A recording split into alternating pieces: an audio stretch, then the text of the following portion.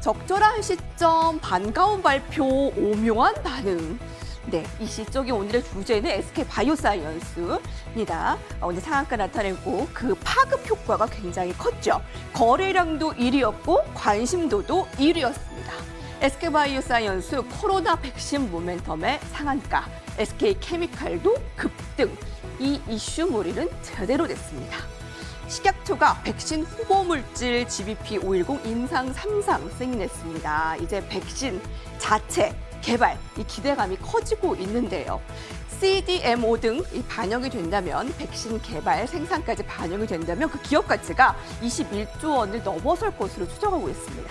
그런데 이 메이저들의 반응은 좀 떨떠름하네요. 외국인 기관들이 매수가 크게 들어오고 있지는 않습니다. 앞으로 백신 국내 상용화? 이게 정말 이어져서 기대감이 더 이어질까요? 궁금한 부분들 다 풀어볼게요. 앵커의 눈이었습니다.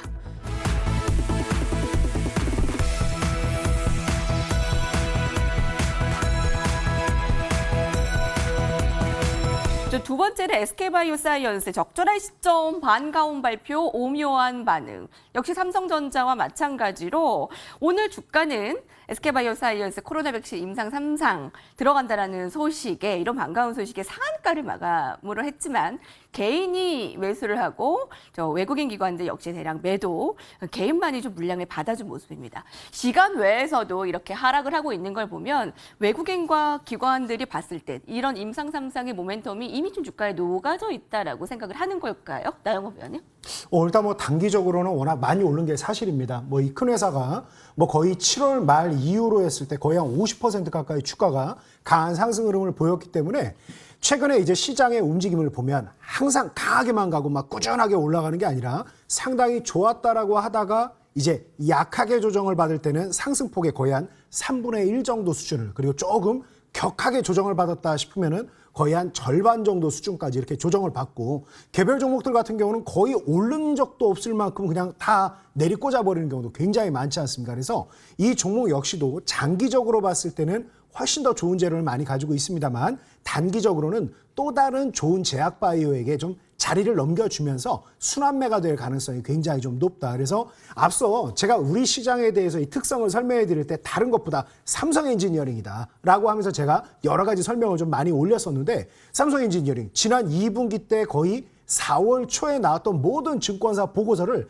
2달도 안 돼서 다 최고 이제 목표 가격보다도 20-30% 이상 급등을 해버리는 흐름이 나왔지만, 고점 찍고 나서 아무리 좋다 계속 하더라도 주가가 상당히 좀 밀려있는 흐름이지 않습니까? 그래서 마찬가지로 단기적으로 조정을 보일 가능성은 굉장히 높습니다만, 그 어느 때보다 이제 코로나 관련해서는 백신이 가장 중요하다. 근데 진단키트는 물론입니다. 제가 이제 계속 말씀드리지만 진단키트가 제일 중요한 거고, 백신은 당연히도 예방 차원에서 얼마나 중요하겠습니까? 근데 지금 그 SK바이오로직스가 조금 지나친 거 아니냐, 그거 좀 과열 아니냐, 다른 종목들보다 너무 치고 나가는 거 아니냐. 근데 막상 50%라 그러면 제가 이 시간에 소개를 해드렸던 랩지노믹스라든가 서린바이오라든가 단기 2, 3일 동안에 30-40%, 랩지노믹스 같은 경우는 50% 이상 급등을 하는 모습을 보였지 않습니까? 그래서 이 정도 수익률이 절대 과한 건 아니다. 오히려 제약바이오 같은 경우는 약간 이제 낭중지추, 뾰족한 뭔가 모멘텀만 하나 있다라 그러면 단기간에 쭉 올리는 부분이 많이 보여지고 있다. 근데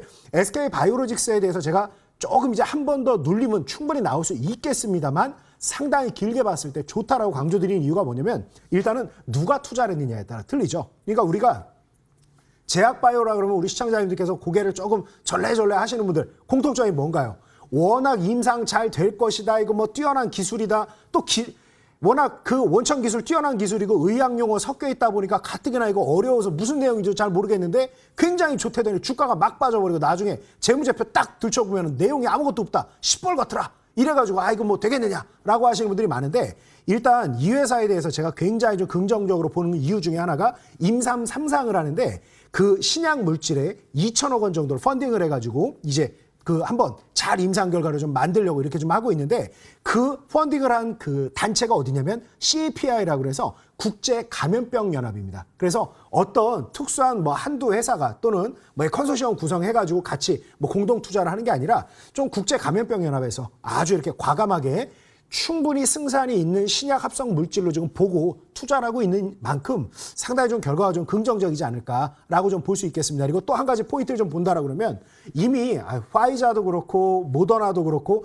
백신 시장도 이미 선두권이 좀 명확하게 됐는데 자칫 잘못해서 가장 회의적으로 보시는 분들이 뭐냐면 셀트리온이 그때 막상 치료제를 내놨지만 막상 거 별 재미를 못 보지 않았냐. 오히려 그 치료제 발표하고 나서부터 주가가 빠지지 않았습니까? 셀트리온이. 그래서 SK바이오로직스 이거 좀 너무 거품 아니냐? 이거 좀 주가 많이 빠질 거 아니냐? 오히려 눌리면 저는 기회라고 좀 볼 수 있는 부분이 뭐냐면 계속해서 뭐 델타 나왔다가 이번에 또 뭐 람다? 무슨 우리가 그 고등학교 때 물리학 용어 배웠던 그 특수 알파벳 문양들은 다 나오고 있습니다. 이게 근데 그만큼 변이가 많다라는 거지 않습니까? 그리고 또 이번에도 조심스럽게 미국 의학협회에서 나오는 얘기가 뭡니까?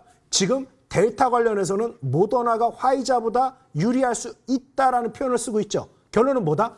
각 이제 병변과 변이에 따라서 더 잘 듣는 이런 물질들이, 신약 물질들이 있다라는 겁니다. 그래서 충분히 지금 아직 선두권 안에 들어갈 수 있는 부분이 있다. 이렇게 말씀드립니다. 그래서 SK바이오로직스 조금 주춤했다가 재가동 갈 가능성이 굉장히 높고 한 50% 정도, 랩지노믹스도 50% 끌어올렸다가 제가 말씀드렸던 N자형 패턴 만들면서 움직임 나왔던 거지 않습니까? 그래서 계속해서 간다라고만 하지 말고 조금 쉬었다 하는 부분, 완급을 노리라고 좀 말씀드리고 싶은데 그것뿐 아니라도 굉장히 이제 좋은 종목들이 많이 있다. 이제 mRNA 관련한 종목들은 꼭 여러분들이 좀 한번 보셔야 되고 제가 이 시간에도 설명을 계속해드렸던 서린바이오 벌써 30% 가까이 지금 수익 나고 있죠. 여의도 클래스에 제가 또 제시를 해드렸던 종목 이런 서린바이오 같은 종목도 아직도 갈 길 많았고 올릭스 같은 종목은 뭐라 그랬습니까? mRNA와 siRNA 절대 강다라 그랬죠. 자, 그래서 이런 종목들 같이 보시면 좋지 않을까.